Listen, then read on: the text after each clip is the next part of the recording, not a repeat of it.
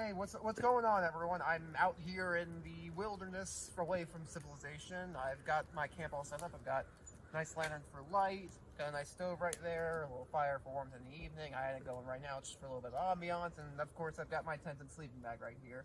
I don't want to sleep on the cold, hard ground. So, I think the plan for today is I'm going to go out, explore, see what's around here, just get a lay of the land, see what exactly I'm dealing with here, and then I'll come back here and tell you guys all about it and stuff. So, that sounds good? Alright, see ya.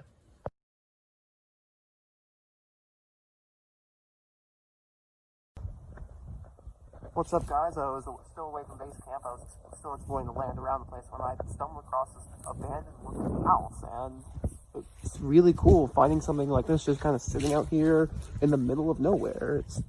I wonder why it was abandoned, and just, yeah, it's really old, just kind of out here, like it's been left to be reclaimed back by time, and I've rediscovered it. On the topic of rediscovery here, I wanted to talk about something for a bit, though. Let me turn the camera back around so you guys can see my face while I talk. Alright, so rediscovery.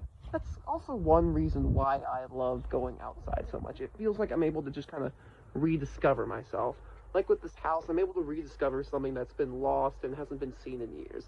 When I'm out just in general society and the big city and stuff like that, I feel like I'm a different sort of person. I'm not myself. I have to put myself away and bring out someone that just isn't, it's me but not quite me. Whereas out here, it's just me and the big wide open wilderness. I'm able to truly rediscover who I am as a person, and I'm able to just be me. And that's part of why I love the outdoors so much. I'm able to just become myself again.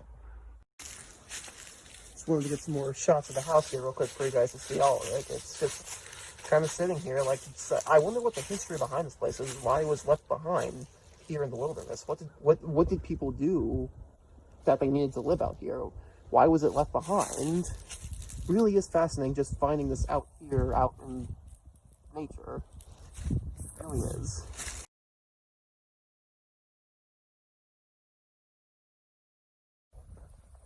What's up, guys? I was walking around in the wilderness, still exploring away from camp, when all of a sudden I just kind of stumbled upon this beach of all things here, and just look around at the water, the sand, the rocks. It's beautiful and breathtaking, and that kind of ties into something I wanted to talk about to you guys. Give me just a second to turn the camera around here. Alright, there we go. So, I showed you guys how beautiful the beach is around here, and just, you never would have found that sort of thing just sitting inside away from the outdoors. Getting outside, that's part of why I love getting outside. You come and see these beautiful, magnificent sights that you would never ever see just inside. It lets you explore and just take in how beautiful the world really is. And that's what I love about, part of why I love the outdoors so much. It's just so beautiful. There's so many things to see. Okay, well, I'm gonna go try and get some shots out over on those rocks over there. I'll see you guys over there. Alright, so I'm out here on the water, and it's really windy out, so I'm having to speak really loud so the phone can pick me up. It's really breathtaking seeing this just out here like this.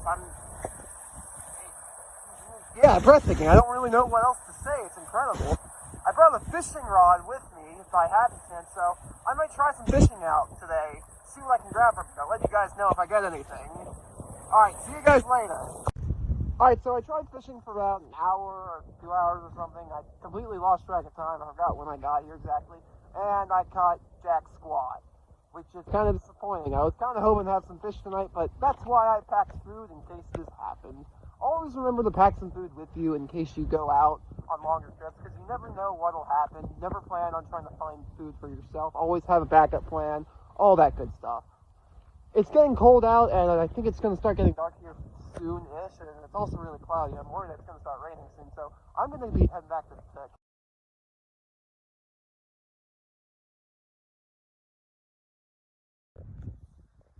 Alright, what's going on, guys? I'm on my way back to base camp now, but I found something else that was worth filming here.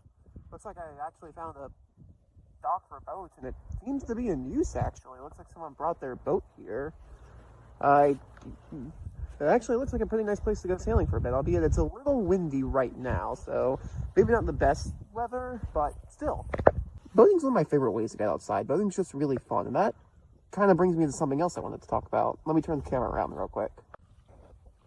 All right, there we go. So, one of my favorite ways to go outside is obviously boating, like I said before. That's what the doc reminded me of. But I wanted to talk about a couple of my other favorite ways to get outside.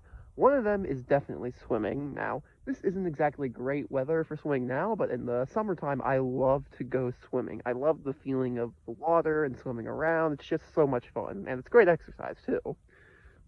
Another one of my favorite activities would be rock climbing. This one's definitely a lot more of an adrenaline rush, but it's very satisfying and just is it's surprisingly safe too, so don't worry about falling and, well, hurting yourself. There's a lot of good safety equipment and all that good stuff, and it's just really satisfying just going up those huge big rocks.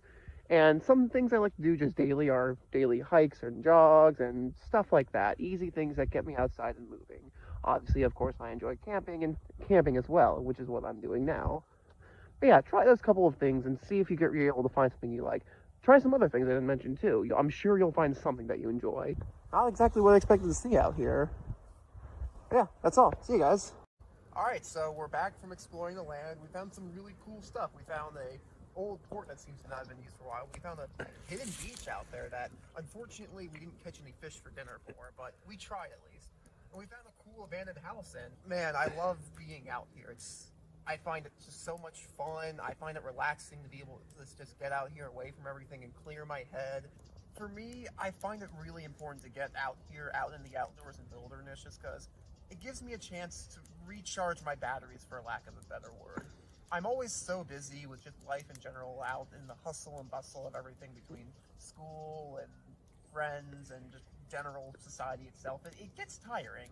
It's nice to just kind of get back out here and escape for a while. It's just myself, my gear, and the outdoors. That's it. It's just so nice to be able to recharge for some time. And yeah, like I said, it's just really fun and exciting to just venture out into the wilderness. And so I wanted to give you guys a couple tips for beginners to get out here and get into the outdoors, because I know it can be intimidating just being out here alone in the wilderness. Well, here's what I think you should do. Start off small. Don't go off on a 10-day backpacking trip out into the Alps or wherever the heck. That's a bad idea for a beginner. You want to start off with short jogs or hikes or even a small day camping trip. And the second thing I think you should do, find a buddy. It's so much easier to motivate yourself if you're going with an extra person out camping or hiking as opposed to just going with yourself, because then you have someone to tell you, hey, keep going, don't stop, go finish the trail. It makes it a lot harder to physically quit. Now, for harder expeditions, because I know that's kind of the thing I'm into, I like to challenge myself, these are more important. First thing, you need to be able to have good risk assessment strategies. You need to be able to look at a situation and immediately tell, okay, should I do that or shouldn't I do that? If I should do that, what kinds of things should I do to mitigate the risk? What can I do to ensure the least bodily harm possible? And if I do get harmed bodily, what do I do to minimize the dangers to me, to my body, and if I need to get out and get help? And if I do need to get help, what's the best way to do that?